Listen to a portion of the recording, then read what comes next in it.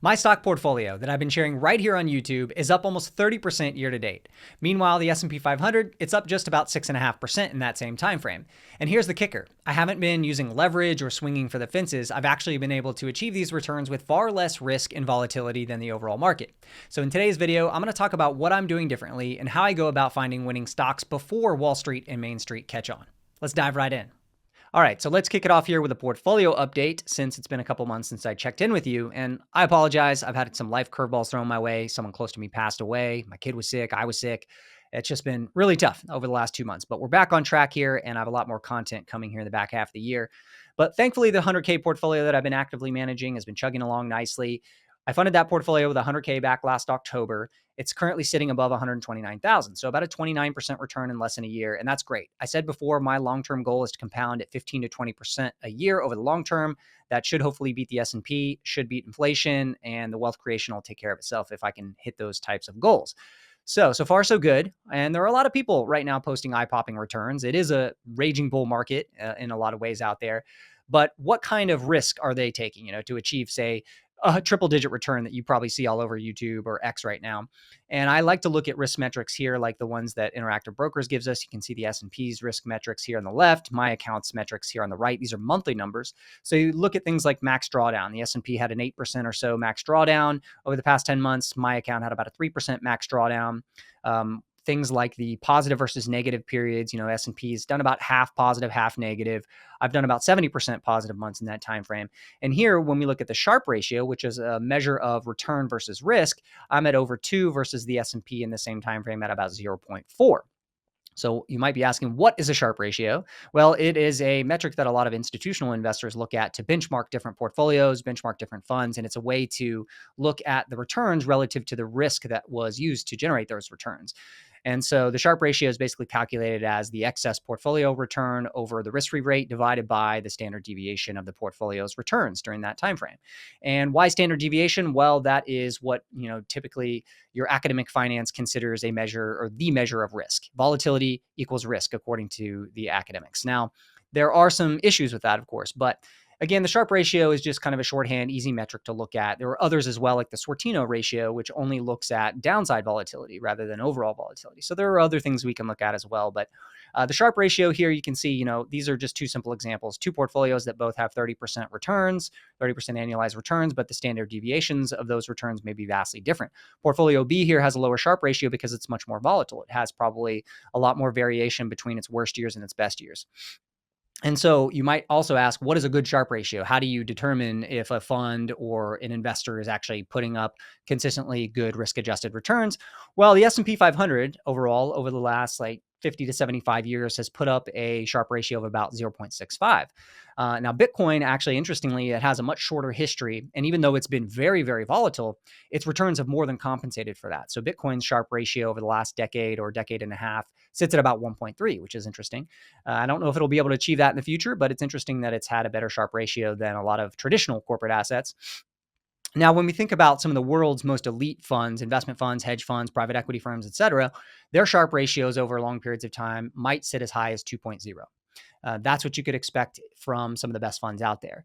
Now, when we look at the best of the best, say Renaissance Medallion Fund, the quant fund that has reportedly, put up 40 to 50% compounded returns for 2 or 3 decades, they might be at a 2.5 or 3.0 type of Sharpe ratio over a very long time frame. We're calling that probably best in class over a long time frame.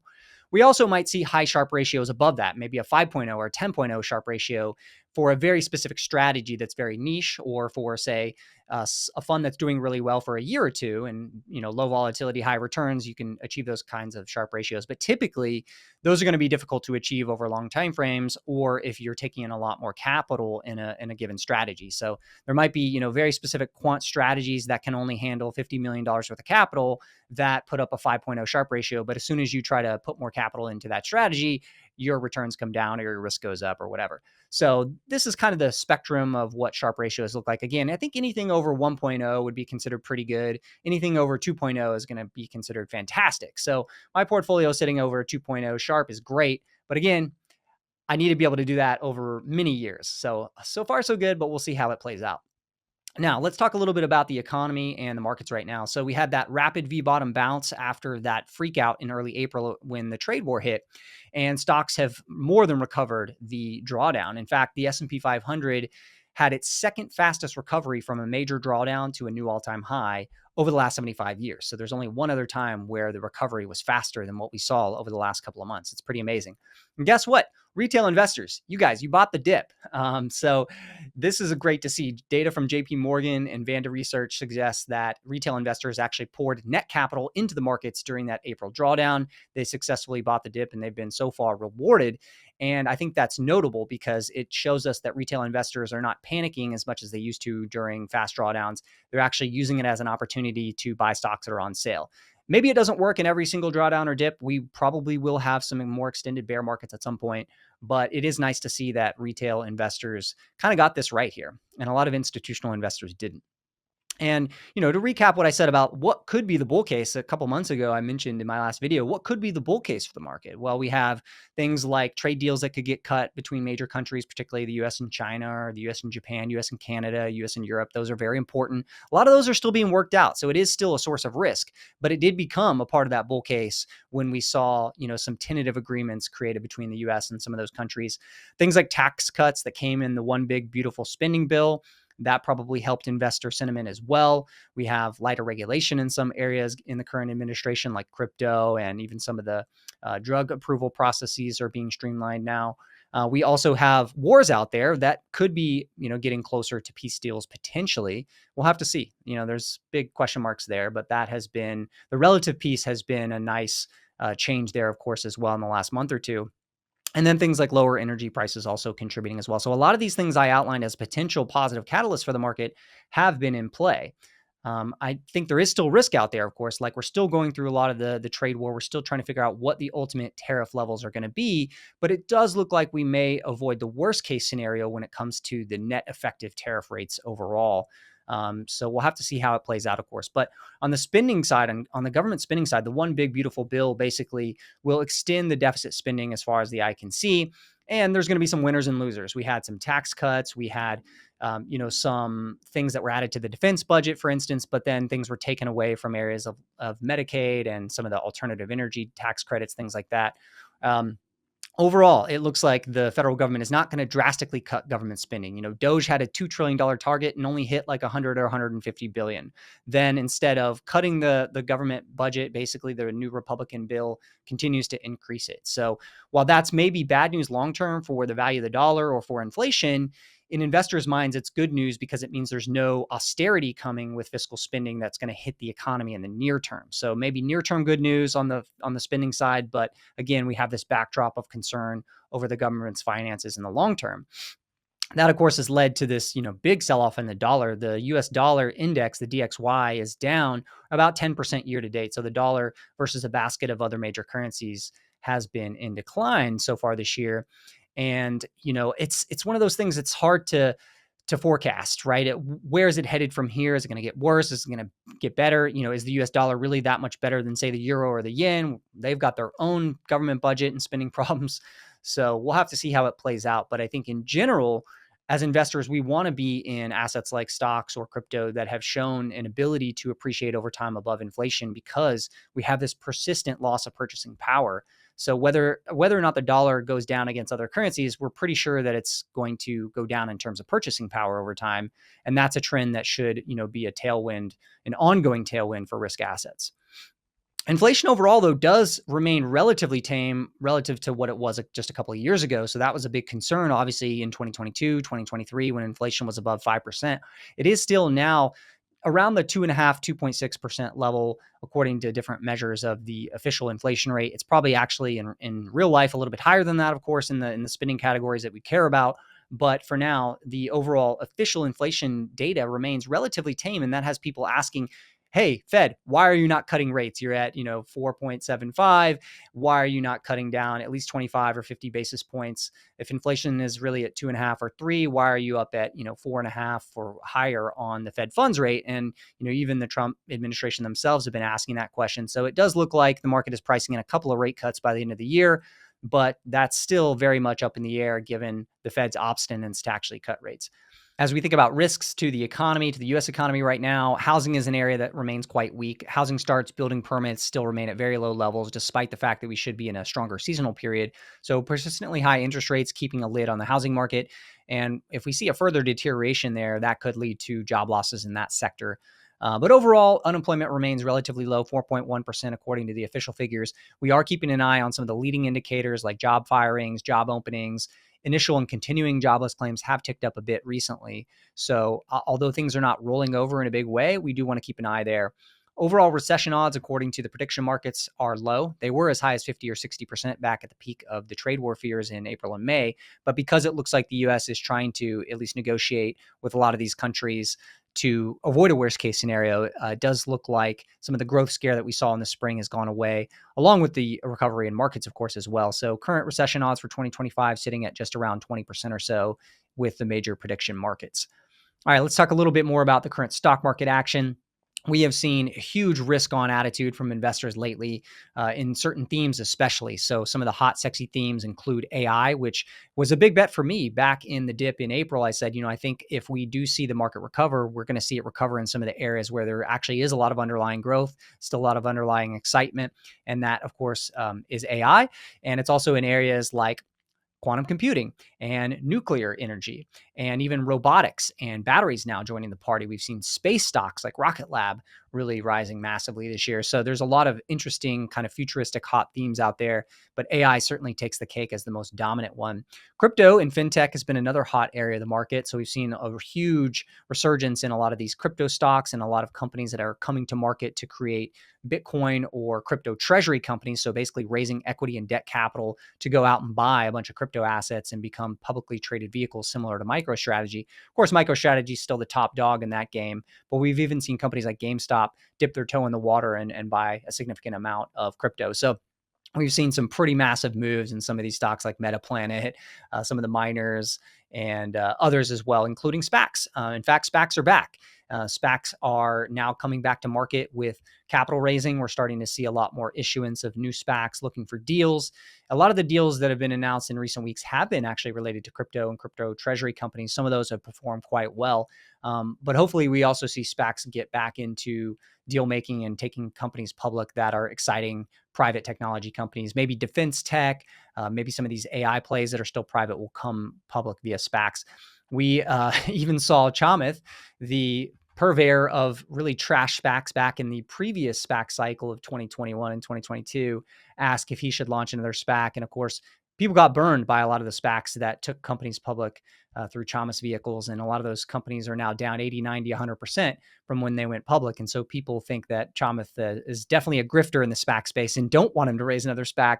But it sounds like he may be moving forward with that. I don't know. It's not something that I think is that relevant overall to the market, but maybe he'll mark the top of the SPAC comeback. We'll have to see. But IPOs, traditional IPOs, are also heating up, and we've seen really, really good recent performance from IPOs like CoreWeave, Circle. We've also seen some companies coming public or filing to come public, like Figma. It could be coming to the market soon. So it's an exciting and warming market for IPOs. Now, I said at the beginning of the year that we hopefully would see a lot more IPOs. And I think we'll continue to see them if this price performance that we've seen from CoreWeave and Circle, if that type of performance continues with recent IPOs, then we're definitely going to get a lot more coming to market.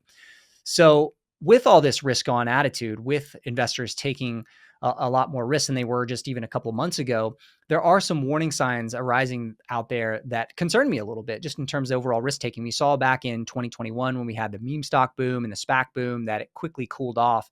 And we had a big crash in a lot of things that were very hot at one time. And so these are some warning signs. Obviously, the fear and greed indicator, when we get to extreme greed, that can sometimes be a short-term indicator that things are overheated in the market. I like to look at things like the celebrity indicator. When you start seeing a bunch of celebrities shilling, random crypto investments or shitcoins or things like that, that's certainly a sign that maybe things are getting overheated and it's time to take a little bit of profit, take some risk off the table when other investors are getting too overextended. Eventually, when we get a frenzy of too many IPOs and SPACs and acquisitions and things like that, that could also be a warning sign. If we start to see a lot of heavy insider selling, which we have seen some insider selling rising in certain areas of the market, that would be an indicator that the smarter insiders who know what's going on at the ground level are starting to say, get me out, it's time to take some profit. And that could be a warning sign that maybe we should be thinking about taking profit as well. If we start to see margin debt levels rise, investors taking on a lot of leverage, that could be a warning sign. And we have seen the rise of leveraged ETFs, even leveraged single stock ETFs. Those are getting a lot more volume. The 0 days to expiration options, the volumes have exploded. So we are seeing some signs out there. And we're also seeing on the fundamental side, more stretched valuations. Some of those AI names that I showed you that have rallied so much over the last couple of years, getting to pretty crazy valuation levels. We've got a lot of stocks trading for $10+ billion valuations that don't even really have revenues yet. They're more concept stocks, things like the quantum computing stocks, and even some of the space stocks. So those are definitely giving me a little bit of pause here. If you start hearing your friends talk about ideas and penny stocks or talking about quitting their job to become a trader, that would also be a warning sign. And then we have technical warning signs as well when we start to see less of the market participate in the rally. If we start to see some of the leading sectors like AI and tech start to lag, high volume down days would be another indicator that maybe things are starting to roll over. So those are things to watch out for when it comes to risk management. All right, so let's talk about some of the positions in my current portfolio. And you'll see the screenshot here from Interactive Brokers Trader Workstation as of July 9th. A lot of these positions are the same ones I held back just a couple of months ago. The big difference is the P&L. You can see a lot of these were in drawdown at the time. And today, some of the bigger positions are up 50 or 100% or more just in a matter of months. And I have been taking profits along the way on some of these. Some of these I'm almost fully out of, like Coinbase and AMD, which have risen so quickly. Coinbase, my fair value target was between 300 and 400 a share. I was buying it as low as 150 a couple of months ago. My thesis was that analysts need to raise their estimates this year for earnings. Crypto volumes are rising. It could get added to the S&P 500. And even though that was all intact when I was buying it, the sentiment was terrible. The stock price didn't look great. It looked like a falling knife. But now, of course, just a couple months later, this thing is close to $400 a share. So it's crazy how fast things can shift in sentiment, in the chart, et cetera. So I'm not afraid to buy stocks when they're falling knives. And I even had a comment on one of my videos earlier this year, other than TSM, you're chasing falling knives, don't expect these to ever get back up. Well, almost every single position is significantly higher than where I was buying it. So was I smart or was I lucky? Probably a bit of both. But I have a thesis on all of these companies, and I'm not going to be right on every single one. But certainly it's nice to get validated on some of these. We can talk about some of these individually. For instance, Oscar. Oscar is a significant position of mine. It kind of became a cult stock recently out of nowhere. This is a company that I followed for several years, had a thesis on, have noticed some significant improvements in recent years, and was able to add it to the portfolio recently at what I thought was a favorable price. And then just a couple weeks later, it seemed like it was all over X trending with all these influencers and all these big accounts as like the new hot stock. And so it went from like 15 a share to 22 a share in a hurry. And I did take a little bit of profit on it when it hit 22. And now it's all the way back down to like $15 a share again. So I don't know if it's going to remain a cult stock or not, but the overall story at Oscar is basically, this is the best technology focused health insurer in the US.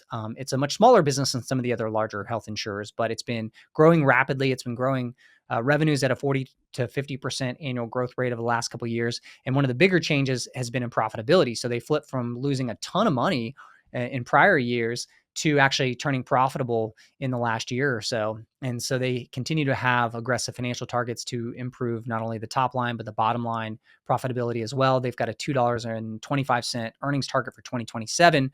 And so it's great to see when a company is growing that its margins are also improving and it's able to now basically control its own destiny because it's profitable. It doesn't have to dilute or raise capital or things like that, assuming that it can continue on this trajectory. So as margins improve, as revenue continues to improve, I think the company's earnings power will continue to grow, and you may even get some multiple expansion, especially if it remains a cult stock. There are some risks, of course. As a health insurer, there is a lot of regulation in the industry, and they are going to see some cuts to the subsidies that people get for buying Oscar policies in the health insurance marketplace, for instance. But they have factored that into their guidance. There are other great growth levers in this business over the next couple years. So it may be a bumpy ride. I don't want to say that this thing is going to be a rocket to the moon this year necessarily, but you can see some of their longer term drivers that they have for both revenue growth and for operating margin improvement. And so this is going to be a big driver for earnings over the next couple of years. And so what are some of the growth areas for Oscar? Well, one area I think that could be huge for them is the ICHRA market, which is basically a shift in how a lot of small and medium businesses are offering healthcare to their employees. So typically you used to have businesses buy healthcare policies and choose the healthcare policies for their employees. Well, now what's happening is there's a market for companies to actually give stipends to their employees, and then their employees go out and pay for and choose their insurance plans. And the reason I think this benefits Oscar in a huge way is because not only is this market growing and expected to grow massively over the coming years, but Oscar, if you're a consumer, they give one of the best consumer experiences out there and can offer some of the most cost-effective insurance plans. And so they, I think, could be a big share beneficiary in the health insurance industry, particularly among people who are now able to choose their own plans. And so that's something I think could be a big growth driver. Now, there's a lot of execution they have to do to continue to unlock this market, but I think that becomes a potential game changer for them to become a much bigger business in, say, 5, 10, 15 years from now. There were also insider buys on Oscar. In the last couple of years, we've seen some insiders stepping up from Thrive Capital and from some other players that bought significant amounts of stock, even now around the same prices you can get the stock today, in some cases even a little bit higher. So that's great to see that insiders are aligned. You still have significant insider holdings from the VC firms and some of the people that were involved when this business was started a decade ago. So when I look at potential valuation scenarios here for Oscar, I'm just using simple price to earnings multiples since they are profitable now. You can look at where their net income can go. So they've got about a 200 to 250 million potential for net income in the next year. And then in the years ahead, I think they could potentially double or even do better on that. When you look out towards the end of the decade, assuming they could hit those types of numbers, let's say they can hit 400 or 500 million of net income in a couple of years, and you apply just a market type of multiple to the stock, you're talking about the stock having the potential to be $30 a share or higher. Now, there are some downside scenarios. If this gets priced like a worst case scenario, if you have a hit to net income because of some of the subsidies that are going away and you don't have growth in the ICRH market, if Oscar fails to execute, things like that, then, you could have a stock that has some downside. So I do want to point that out. There are some bear case scenarios that have downside. But I think overall, this doesn't even really assume that you get an aggressive cult stock like multiple. Palantir is trading for 200 times earnings. You have a lot of other growth stocks trading for 50 to 100 times earnings. So if this thing can continue to grow at a great rate and it gets potentially a higher multiple, you could have a significant multi-bagger stock. And that's like what I would consider an ultra bull case on the stock, a $50 plus type of stock. So it's not my base case, but it is a possibility as well. So my base case is the stock could be $30 to $40 here in about, the next 2-3 years, call it, which would be more than a double from today's prices. So I think that offers a pretty good risk return potential. So I did exit some positions in the portfolio. First Solar, there was just too much happening around the government regulation of the solar subsidies. The stock was all over the place for the past couple of months. I didn't want to really deal with the brain damage of trying to figure out every single legislation change. I thought the stock was cheap overall, probably on its longer term earnings power, especially if subsidies didn't get cut right away, which they didn't. A lot of the solar subsidies are going to be phased out towards the end of the decade for some of these companies like First Solar that have domestic manufacturing. So First Solar actually ended up being a little bit better than a worst case scenario in terms of how the legislation played out. But I just didn't want to deal with all that volatility while we were going through all that.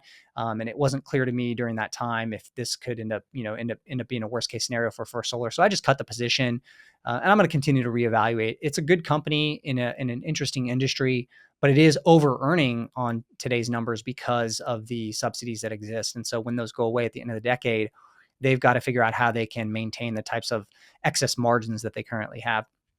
Lear is another company that I exited, just given a lot of the trade war stuff, a lot of the headwinds from potential inflation in some of their components, the fact that the auto market remains pretty weak because of high interest rates. I just thought maybe now is not the time to really own the stock. Maybe the capital would be better put elsewhere. And so Lear was one I exited, even though I like the company long term because they've bought back like 40 to 50% of their share count in the last decade. I mean, they continue to be very shareholder friendly, and if they can get back into a growth position, the stock can be much higher in a few years, but things are pretty tough for them. The end industry right now is just very difficult and very cyclical.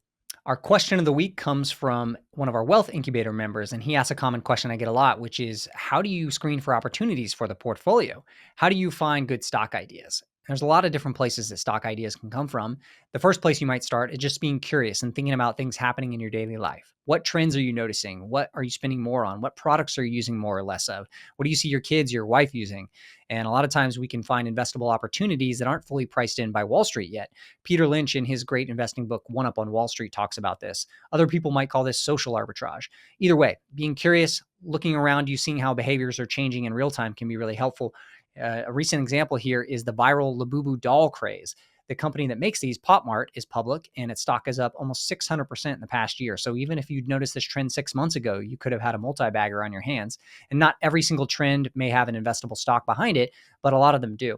So not only should you be curious about what's happening in your daily life, I think it's helpful to read a lot and think a lot. So I read financial publications like Bloomberg, Wall Street Journal, The Economist, but I also read investing Substacks, some of which I pay for. There's a lot of great research there. I look at X and YouTube. There are a lot of good ideas that get shared on those platforms.